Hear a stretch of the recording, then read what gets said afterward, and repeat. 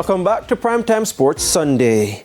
And cricket is where we begin. After going down 1-0 to South Africa in the just concluded two-test match series, the West Indies will be looking to rebound in the T20 format. Both teams will square off in a three-match series, which will be played in Trinidad and Tobago.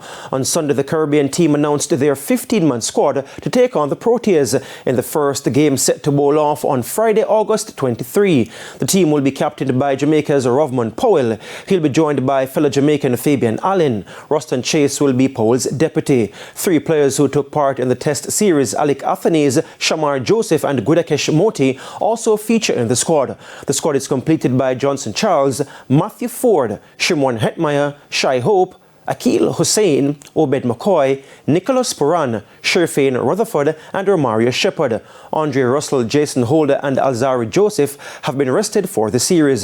The Windies, who have won 4 of their last 5 T20 series, are ranked at number 4 in the format, while the South Africans are ranked number 5.